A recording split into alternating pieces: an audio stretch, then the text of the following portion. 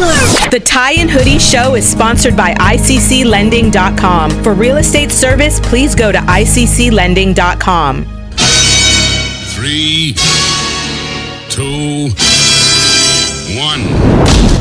Every human came to earth with a gift, and they must discover that gift and refine that gift for them to be fulfilled. The prerequisite for spending time with any person is that they nourish and inspire you. They feed your flame. Yo, hey man, how you work this radio? You're not listening to the Tie and Hoodie Show. Keep it locked. Owning a home and paying it off is one of the data points of an everyday millionaire. Home sales across the U.S. are on the rise as buyers take advantage of record low mortgage rates. Good morning. Now let's get back to the Tie and Hoodie Show. Good morning. It's the Tie and Hoodie Show right here on 93.5 K-Day. Thank you for having us each and every Sunday. I'm your host, Travon Smith, with my co-host, Andrew Ojesi Koba. Good morning, listeners. Thank you, K-Day Nation. Thank you, Internet. Today we're doing full throttle Zoom, because of this COVID thing. So we're being careful. Right? 2020 has presented us with some unprecedented times, but I think the world is doing a great job, managing it and figuring things out. Mm-hmm. Yeah, so we're doing our part. Normally we'll be together. I mean, we're both healthy, but we wanted to make sure we take extra precaution, to make sure that we're safe for ourselves and our family. And yes, well, here we go. Each and every Sunday, listeners, we're here for you. Like I said, it's a pleasure for me to be here. It's a chance for us. I call it my counsel session. I get to learn something each and every week. I'm excited about the positivity. It starts on Sunday morning with you guys right here on K-Day, 6:30 to 7 a.m.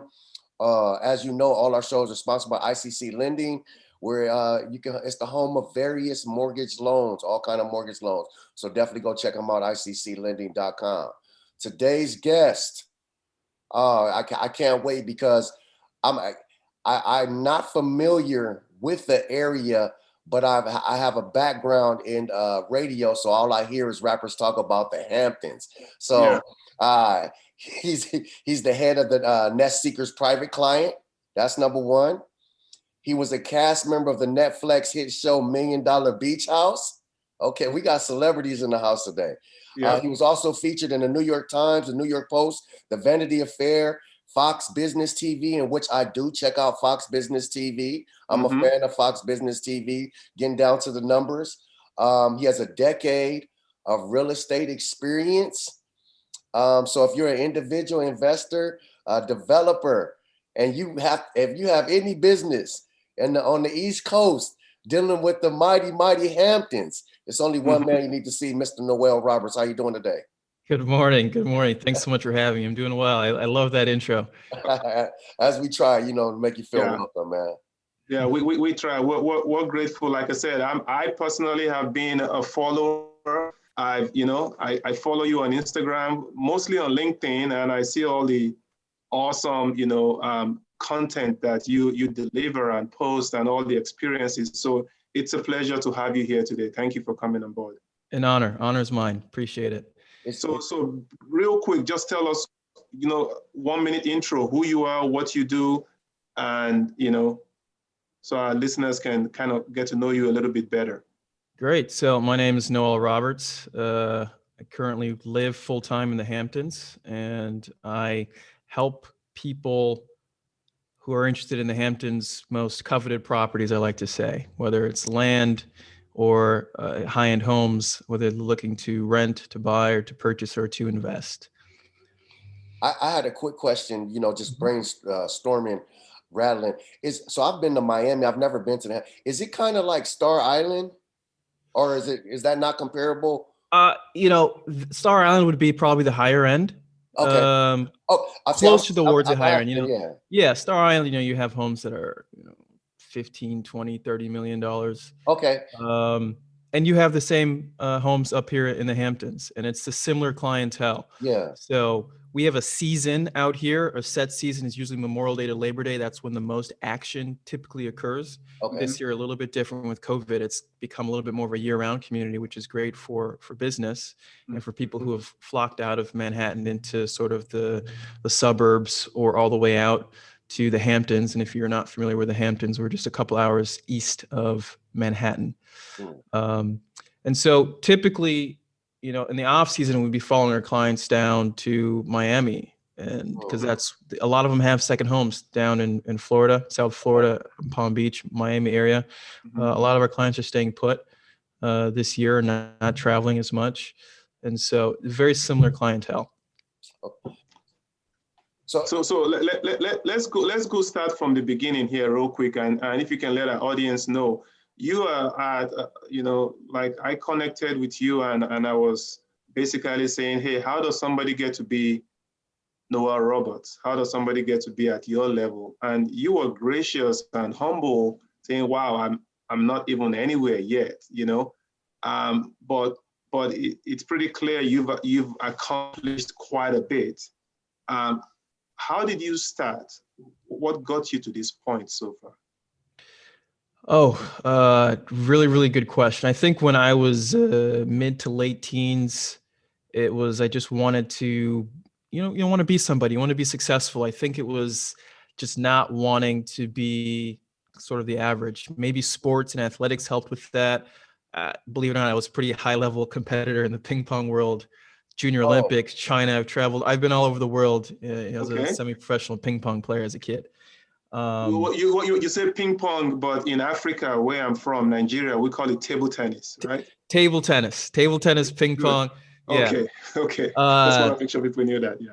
In China, believe it or not, they call it ping pong, and so yeah. Whatever term you're familiar with. So yeah, my dad started us. I have a twin brother, identical twin brother. He started us when we were 5 or 6 years old. It was a little bit like Venus, Serena. We played all different types of sports, but we were really good at table tennis. Okay. And I think it opened me up to traveling and competition and just kind of wanting to be the best. And I think athletes tend to have that drive. If you've excelled in athletics, you kind of want to excel. You know what it's like to be at the top of the game in other fields.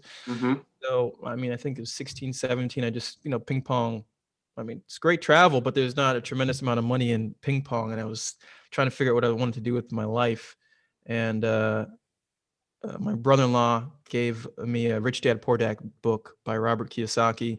And that kind of opened my eyes to real estate and wealth creation, if you want, and, making money. And I thought, oh, this should be something I can see myself getting behind and investing some time into and learning.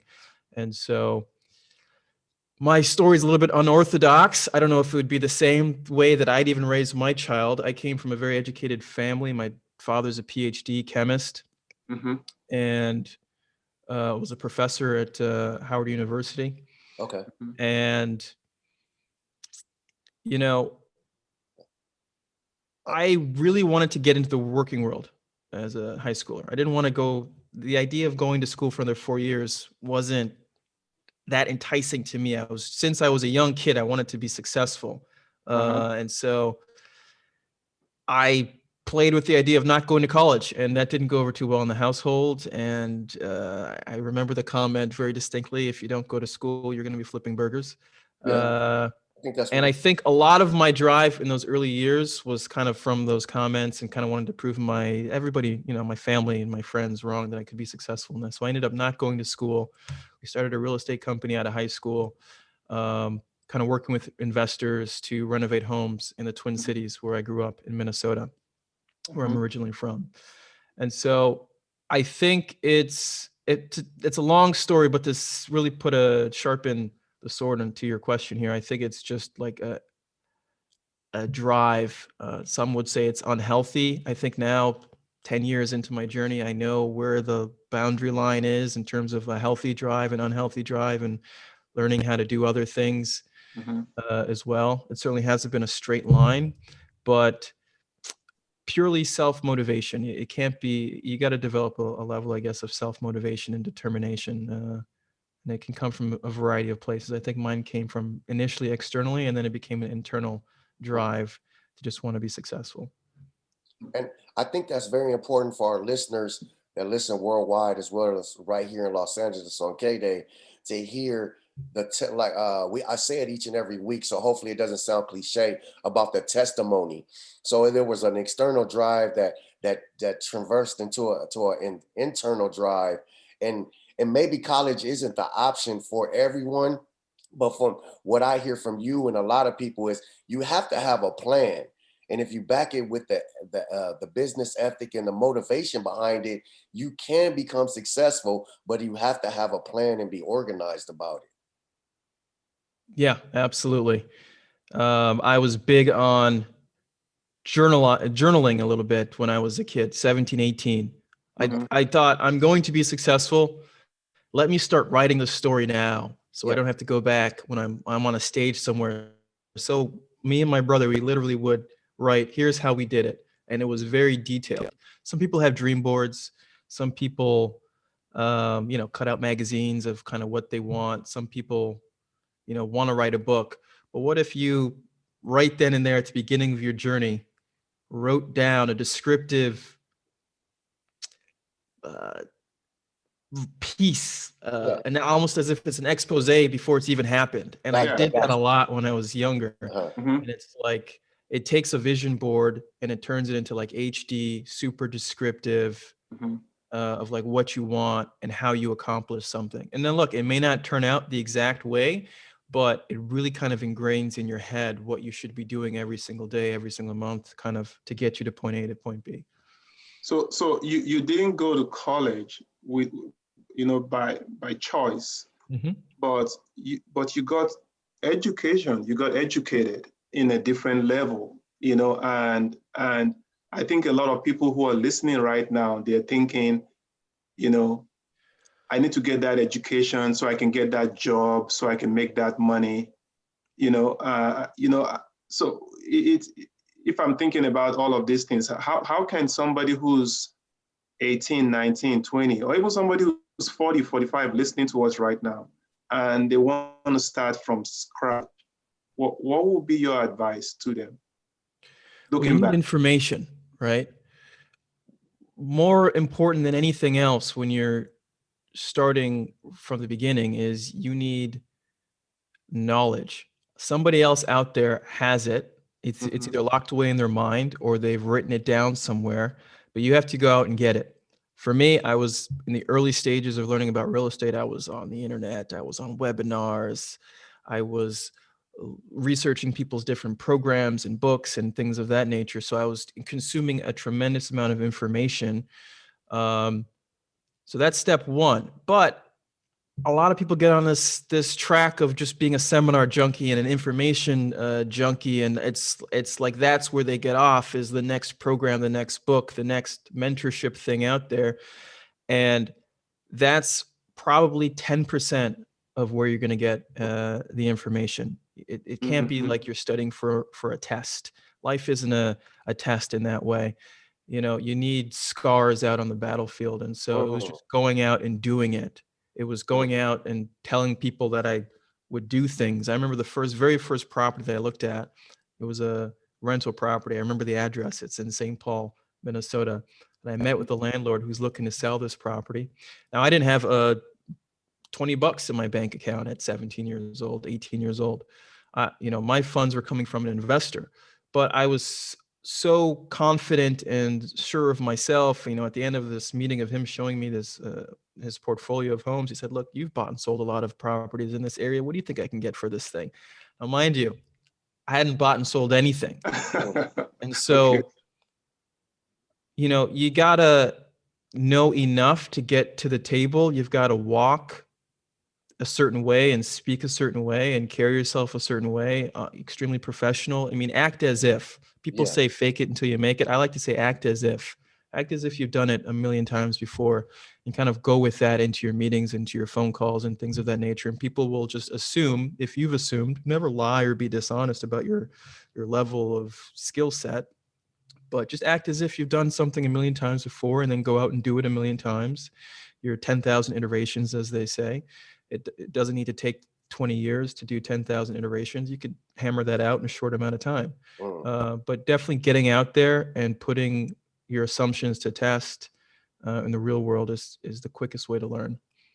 Oh man, I loved everything you were just talking about right now. If you notice me, I'm a note taker. I'm mentally just absorbing it all. But there's a couple things I want to ask you about. Number one, have you went back and looked at any of the notes that you wrote down and said, "Wow, this really came to be"? That's number one. And number two, I wanted to get your opinion as far as where the real estate market is going as of right now. Do you think it's becoming what you're doing? I see you doing the interviews and things amongst that. Is it becoming more of a digital world? So I want to get your opinion on that as well, as far as like the media drive, the digital media drive. But the number one thing I want to know, do you go back and have you looked at any of those notes and said, wow?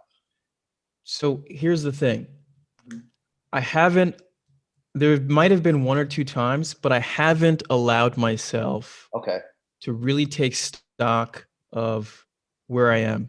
I got you. Every day I wake up and I tell myself, man, I'm just one deal away. I'm one relationship away. I'm one connection away. My goals have increased 10 times that of where they were when I was 18 years old.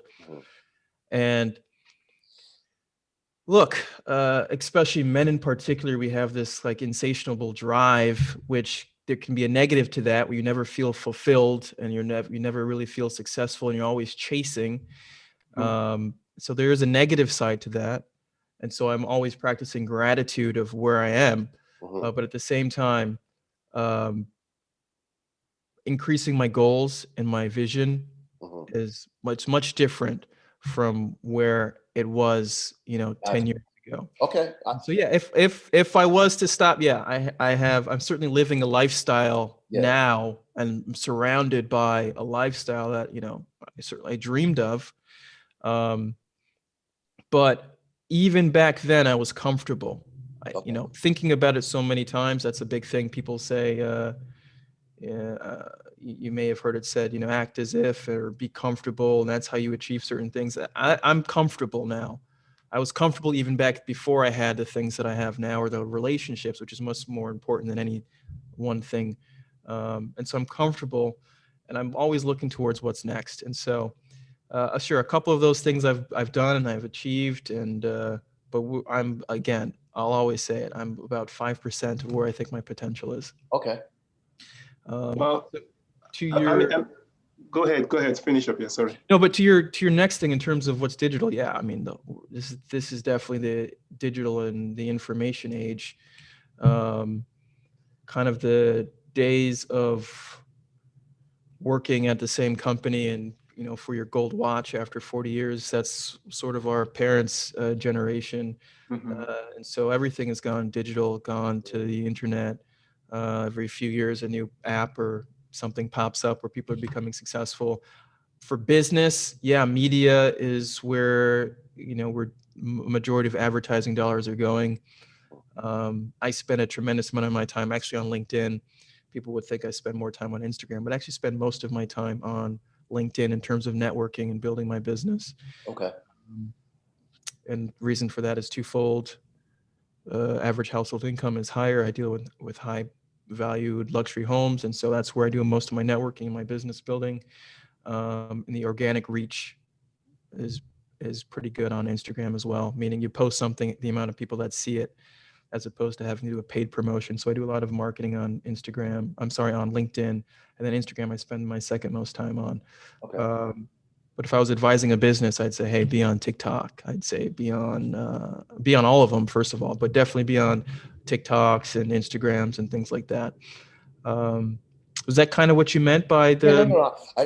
All that's incited for people that's listening, maybe starting businesses or whatnot, just to hear somebody with your experience, what you target as a market. But I was just interested in hearing as far as what you were saying, that as far as it's going more digital as of now, especially under the circumstances, may have forced it a little faster than it was. Oh, look, back in March. So in my market, there's sort of a new generation coming up, Nest Seekers, which is my real estate brokerage. There's a lot of young, late 20, 30 somethings. So it's a young firm, but it's kind of guarded by the old guard and the older crowd, people who are, 40s, 50s, 60s, who've been out here all their life, who are maybe brokers now. And when COVID happened, I was getting calls from, older brokers saying, hey, have you heard of this Snapchat thing? What do you make of this Instagram thing? Yeah. And so a lot of people had to discover the internet way back in the springtime and start utilizing it for business and things of that nature. But, I've been on these platforms for a very, very long time. And so media has changed, business has changed, Zoom, I knew about Zoom years ago, but everybody discovered Zoom this year. So you kind of got to be on the cutting edge, depending, of course, on what your industry is. But I'm always trying to pay attention to kind of what's coming next. Okay. So let me jump in, because we probably have, we have a half an hour show, which goes by really fast, and hopefully we can, be gracious. You can be gracious enough to be a guest again some other time. But what I want to dive deep into right now, for all of those who are listening, our guest today is Noel Roberts. You can go to the website, www.noelroberts.com. Noel Roberts, it's a multi-million-dollar real estate sales, success. There's so much accolades to your name, but let's just put it that way. And we are trying to learn from you and just trying to grace, your presence today to just tell us your story and where you came from and where you are. You didn't go to college. You went, school of, rough, whatever you want to call it. But you're School here. of Hard Knocks. School of Hard Knocks. And now going forward, what's next for you? So I think of myself as still fresh, somewhat new. The Hamptons world is not the world that I grew up in. I grew up in a $200,000-$300,000 house, somewhat of a suburban neighborhood, I suppose, a suburb of St. Paul, Minnesota, middle-class family. And so I'm comfortable, but still new in this world. And there's still a lot of things that I want to do to elevate my business. I've been dealing with high-end real estate now for about 4 years, and I've kind of launched some ancillary businesses. Private client members is one of them, where it's like a concierge. So if you need a Lamborghini for a week, you need a private jet, you need to charter a yacht for a weekend to take your family out to a restaurant and then charter back. So we're putting together packages like that for clients. And so we're just sort of branching out. I like, when it comes to branching out to do other things, I like to do other things that kind of still come back to my main core business, which is of real estate. And so it's just sort of finding other ways to help kind of the same clientele to bring business back to what is my core love and passion, which is high-end real estate. And so I love deals. I love making deals. I'm getting involved in some development projects as well out in the Hamptons. Buying and selling, transacting. That's how you kind of really build wealth and equity in transactions. That's, if you were to ask me, how do you make money? It's equity in transactions. And so you got to be buying and selling something. You got to be principal in the deal.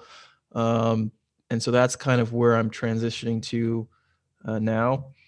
So look, I'd love to be, 5 years from now, one of the youngest and most successful developers that kind of is not from here and not from this market. So that's kind of where I see myself in the near term future. Okay. Well, so it's easy. It's basically, Travon, I'll let you take it on from here. But what I'm hearing you saying is, you just started, and just because you didn't start in that environment doesn't mean you cannot break into an environment that you want to get to, right? Oh, absolutely. I love to, let me back up. People always say that, you want to see yourself represented. We like to talk about representation and seeing ourselves represented. But someone's got to make the first move. Right. And so I'm really big on going into rooms and neighborhoods and meetings and conference halls where you don't see anybody who looks like me. I remember the very first real estate conference I went to when I was 17, this Rich Dad Poor Dad conference. We're the youngest in that room by far, by 3-4 decades. And certainly nobody else looked like me or talked like me. And so, just breaking down barriers, doing things that people may not overtly say to my face that I don't have the ability to do, but I know they might be thinking it. And so that's what I like to chase. And I think developing homes in the Hamptons would be a great next step for me. I kind of have my hand in some development projects already, whether it was helping the developer find the land or find the money. But to really be on the ticket is kind of what I want to do next. Mr. Roberts, we got a couple minutes left, but I wanted to talk to you about, I don't want to introduce it as a new venture, but the Noel Roberts Insider. Can you talk a little bit about that and what's going on? Yeah, I started this mastermind recently. Actually, just launched it a couple of days ago. And a number of people asked me if I'd consider mentoring or things of that nature. And one-on-one is just difficult because I'm a real guy with real businesses and and transacting every single day. So to invest the amount of time in one or two people is tough. And the last time I did something like this, believe it or not, I'm 29 now, is when I was 21. I put together a little ebook. I wrote a couple ebooks and a program about the advanced kind of marketing systems that I was using in my business at the time. I had a couple students, and I found myself when I was 21, I had stopped and I was like, what am I doing? I'm 21. I think I'm cool because I'm coaching, a number of people kind of around the country, but I'm not 5% of where I could be. So why don't I put my head down, go back to work, and at some point I'll pop my head back up and maybe help a few more people. And so it just so happened that the next time my head popped back up, it was on Netflix and I'm on a TV show. And so here I am again, wanting to just sort of give a little bit of jewels of some things that I've learned in the last several years to get to this point. There may come a time where I decide to put my head down again and disappear from the world, and who knows where I pop back up again. But yeah, it's I'm calling it Insiders. It's a little mastermind. I just wanted to jot down anything that's inspired me, that I've learned from, and put it in one spot, and have several people benefit from whatever advice that I can give, but more importantly, learn from the people who inspired me. Is there a website you can share? Yeah, it's Noel Roberts.com /insiders. Gotcha. So, time goes by so fast, half hour. We will hope that you will. I'll definitely come back. So we can do a part 2 of this and really deep dive. Maybe do a mini mastermind series and let people know that you know what, you're gonna get something to take away. This is just an introduction. Thank you so much, Travon. Hey, each and every week we thank you guys for listening to the Tie and Hoodie Show right here on 93.5 K-Day. We're here from 6:30 a.m. to 7 a.m. We try to bring you all this valuable information that I'm a student of. We're all a student of, trying to get better in a world where it's always advancing. If you need any more of this valuable information, is at the tieandhoodieshow.com, where we'll be having this show up and our past shows. To learn more about Mr. Noel Roberts, it's noelroberts.com, if I'm correct, right, sir? Definitely we'll post that information so we can point people your way from the Los Angeles area. But like Andrew said, it's a pleasure for us to have you on. I enjoyed the show always, trying to retrieve as much information I can. But definitely it was a pleasure. Pleasure is all mine. Thank you guys so much for having me. Yeah, it's all my social on the line is Noel X Roberts, Instagram, Twitter, LinkedIn, Facebook, the whole nine. So I'm easy to find. Okay. So we are going to go ahead and tag you when this show goes live. So, basically we're going to tag you online and everything and let everybody know where to find you. But thank you so much. We really appreciate the opportunity. Thank you guys so much, and I look forward to our second little podcast. It'll be a second, third, fourth, fifth, man. Come on. Uh-oh, here we go. I'm ready. Hey, appreciate your time. We'll see everybody next week. Have a good one. Hey, do you have valuable information that can help your community? Okay. And you'd like to be a guest? Hit us on our social media. Do it now. The Tie and Hoodie Show is sponsored by ICCLending.com. For real estate service, please go to ICCLending.com.